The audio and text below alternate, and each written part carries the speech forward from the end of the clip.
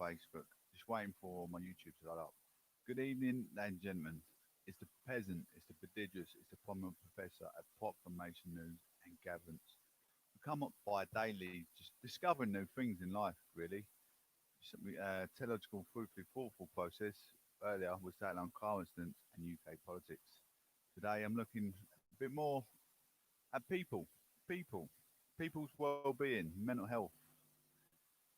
Can our sociology be the empowerment of our aspirations, like lack of opportunities, lack of concentration? We want to work on that progression. Is what I always say. Always work on progression. You want to inspire, not expire. Can your sociology be your empowerment for your success or failure? Absolutely. Live in a suburban area, there's not much aspirations in life. Not enough opportunities. You've all got ideas where you want to go in life, but there's not enough out there to get that opportunity, is there? So what can you do about it? Adult education nowadays is absolutely phenomenal. You do adult online training on anything that you want to get your hands into, from business management, HR. It's all online. So many opportunities out there now, and people crying out for support in jobs. The government are funding people left, right, and centre to better themselves. I always say, when you try and be judgmental of people not taking opportunities, never judge a book by its cover. You don't know what they've got up their sleeve. You don't know what they're doing in their spare time. In their spare time, of always say, know yourself or find yourself before you know yourself. You don't actually, you can't judge someone just by the cover. But I've got a bit of a twist to that. I want you to, take this on board before we get into today's modern politics. I always write my own stories. There's a relationship quote of it in October the 12th. A perfect picture. It's by the prodigious Professor Johnson. The perfect cover doesn't need pages. They say never judge a book by its cover. That's not true. My motto differs because if we both ain't perfect, I cannot pull the weight of the other one's struggle. It's a team effort of equality. We both have, so we don't have a problem before we start. It's still about relation advice, by the way. If so, you're doing it wrong. A closed book can disguise the imperfection of the past, make your present and future benefit your actions. The past is not your fault. Chemistry didn't agree with your actions. This is what I'm on about. Sociology change. Growing up as a kid, you could have been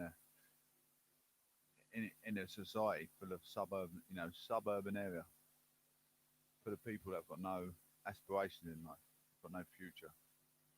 You've got opportunities out there, but not taking opportunities. You're not getting a chance to take opportunity because you're surrounded by juveniles. What's this? This is my relationship thing story I read the other day. What's to say your ex-partner wasn't perfect against you being perfectly guided by sin? I was brought up with manners. I was brought up with respect. I was brought up with passion. I was brought up with pride. I was brought up with vision. I was brought up in the Church of England. I was brought up with morals. I was brought up to gain wisdom. I was brought up to encourage others.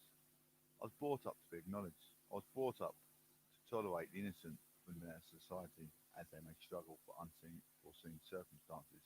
This is what I was saying about never be judgmental of anyone because they may have a struggle that you can't see, a mental impairment that you don't know about, or a loss of like a loss of family, anything.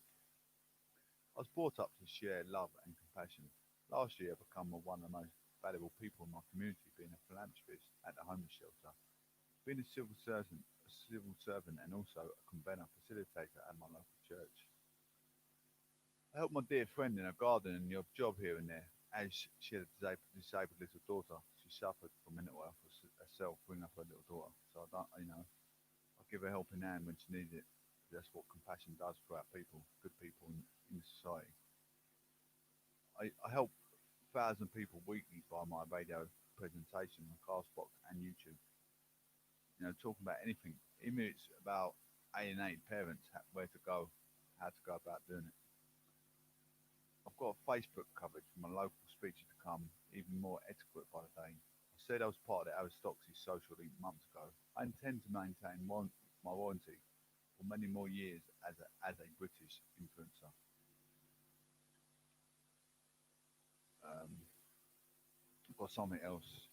Also, before what I was just talking about, does your sociology become your empowerment of your aspirations? Of course it does, if you let it.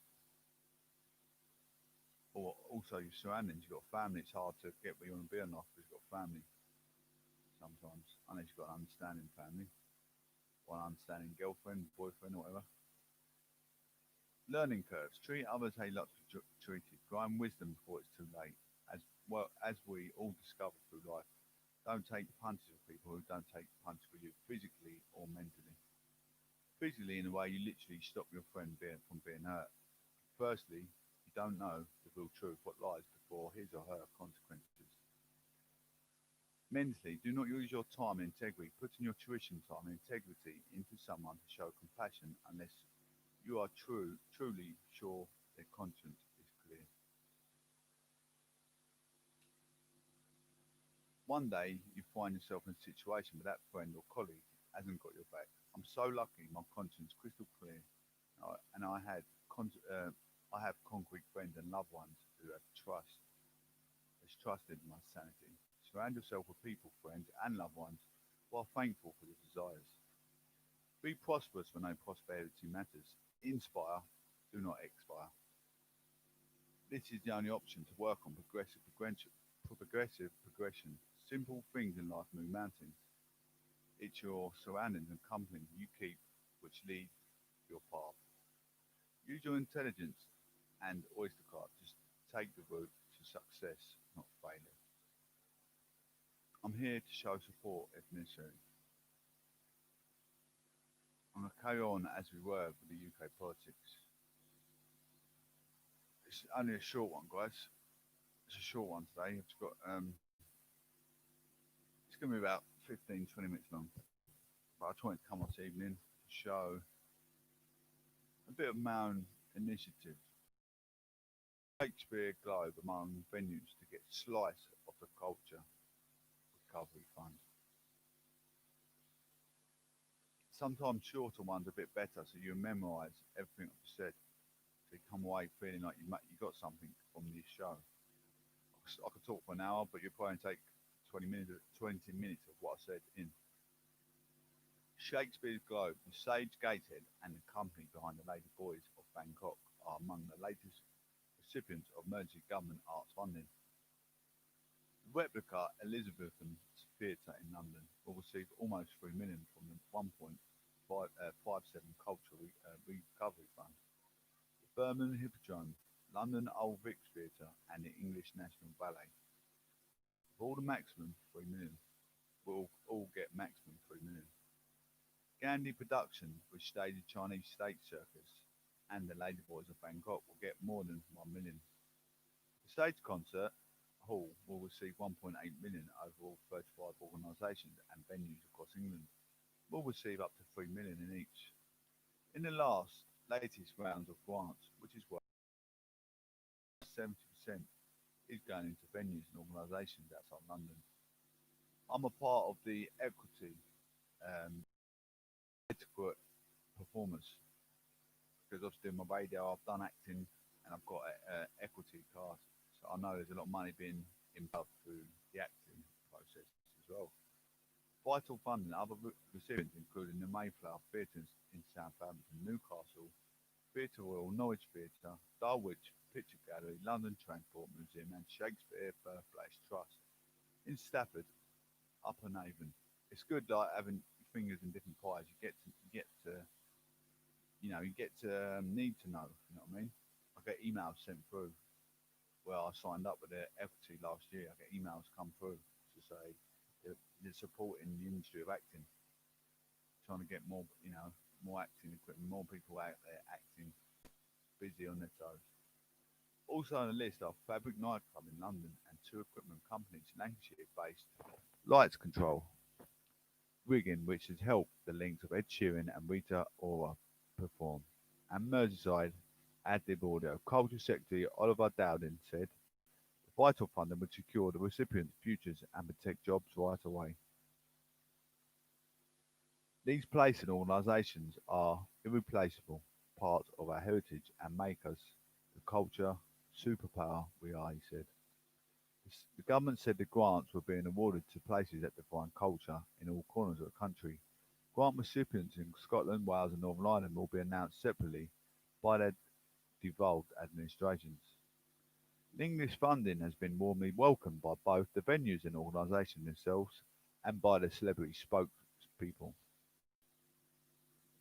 Andrew Scott, an Old Vic ambassador, said its 3 million grant was a hugely exciting and positive step forward that would help the theatre survive and thrive.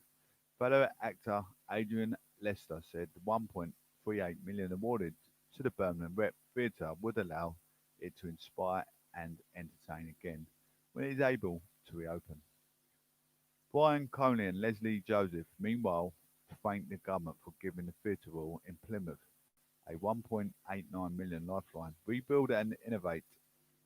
Tamara Roji, English National Ballet's artistic director, said she was thrilled and so grateful to receive funds that would allow it to adapt, rebuild and innovate. Tim Marlowe, director of the Design Museum in London, said its own 2.96 million grant would provide much needed support at a very precarious time.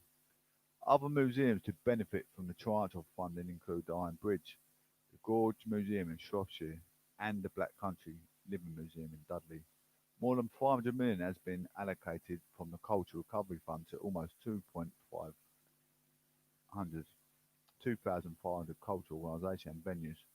When the 1.57 billion rescues package was announced in July, the government described it as the biggest ever one-off investment in the UK culture. I'm just going to have a quick sip of tea, then I'll get into what I want to get into. I want to say a big thank you to some of our key workers. Some of our key workers. Some of our key workers don't involve critics that know nothing about politics. They get on my nerves.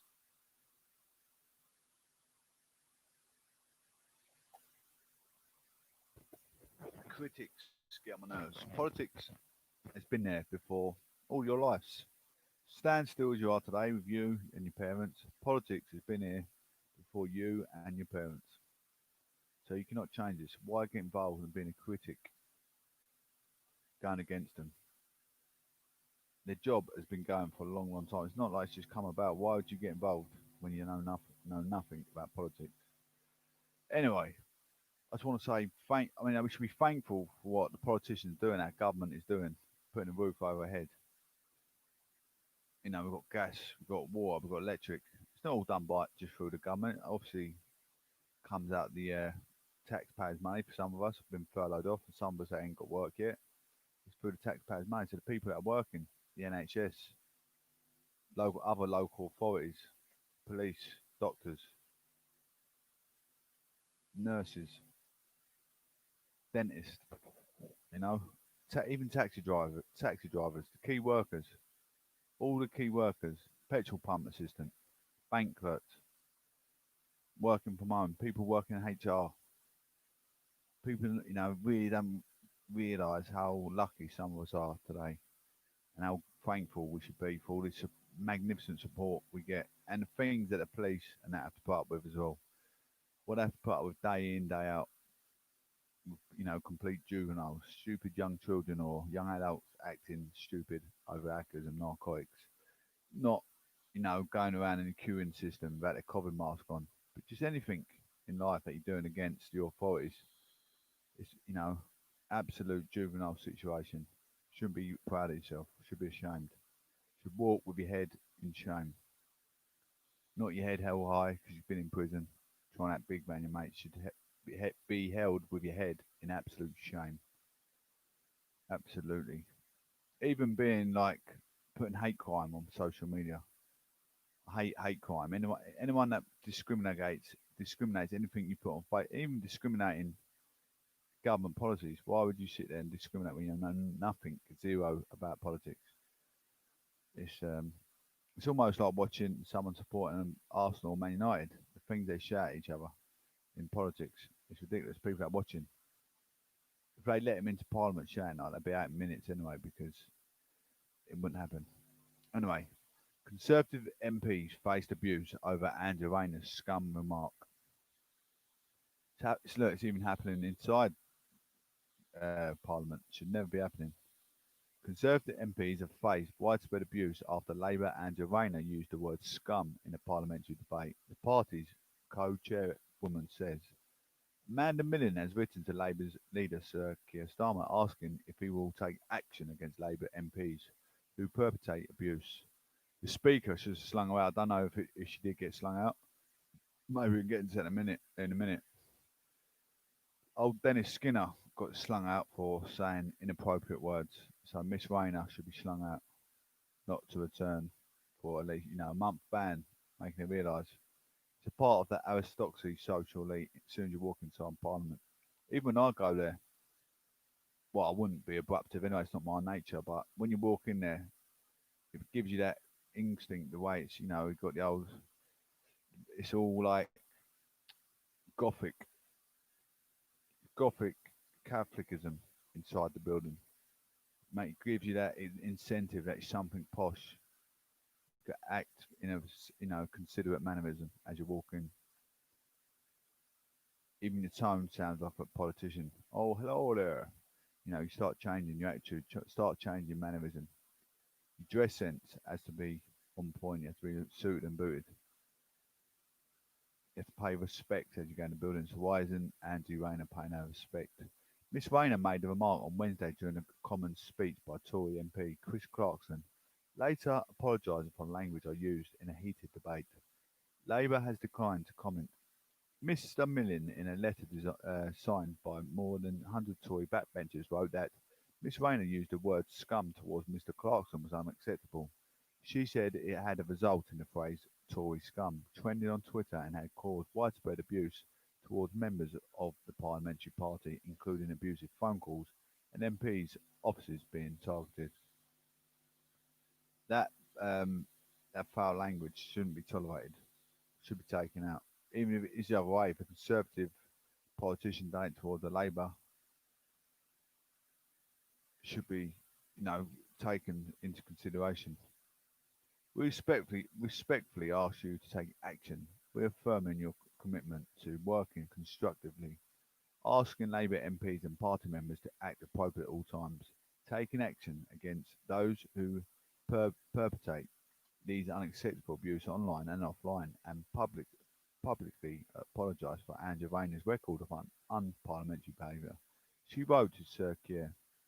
Miss Rayner and party's deputy leader, who represents Ashton-under-Lyne, in Greater Manchester opened Wednesday's debate, which was about financial support for regions facing tighter coronavirus restrictions. Later, Mr Clarkson, also Greater Manchester MP, criticised the area's Labour mayor, Andy Burnham, and accused the opposition of opportunism. At this point, Miss Rayner has overhauled saying scum for a seat on Labour's front bench that was rebuked by the Deputy Speaker, Dame Eleanor Lang. The political consensus of early this year has been blown apart in recent days. Andrew Rayner had to apologise earlier this week for saying scum while Conservative MP criticised Labour in a debate over COVID. There is increasing political disagreement over the government's handling of the crisis, and the free meals issues have separately sparked a huge and heated debate both in Parliament and social media. The government is adamant it is offering support in other ways. Some Tory MPs have spoken publicly about why they think free meals is the wrong approach and accused Labour of trying to politicise the issue. Labour is going to continue to push the issue, and their belief shows the government is out of touch. Boris today has finalised children will be getting lunch. I know that much. So he's changed his way of thinking, or whether it was, whether it was in place in the first place. If that was set in stone, I don't know. But he has put it in the media today that he's going to be pursuing kids 3 meals. Ladies and gents, thank you all for listening today. Like I said, it's only a little short one. We had a almost an hour session earlier, so I thought I'd come back this evening before I go to bed. I've got church in the morning. Holy Sunday. It is. Is it going to be last Sunday of the month? Oh, I believe it is. It's going to be last Sunday of the month. So, yes, last Sunday of October. We've got 60, I think 62 days left before Christmas, isn't it? Is that correct? I believe so. 62 days before Christmas. The weather's changing. Clocks go back tonight, ladies and gents. Don't forget, clocks go back. And if I was you, as we're in restrictions, try and avoid queuing in shops to get your Christmas present for your loved ones. Do online shopping, make it safer for yourself. Because Christmas this year is quite likely that we can see our families, but make it safer for yourself and your loved ones. Don't get ill. Don't get anyone ill over Christmas. Be safe, not sorry. Anyway, just before I go, like I say, if you want to work on progression, if it's in your business, if it's in your relationship, if it's not working out at the moment, anything's not working smooth, it's in your business. You need to put the negative things in one bar, especially business. You got working alongside someone, but he's making your business not go how you want it. You're not happy in your job. You're not enjoying your job. You need to make that person who you're working with, even if he's part of the economic structure of business, but you're not happy with it. You need to find a subsidy, get rid of it, make that annihilated to move forward.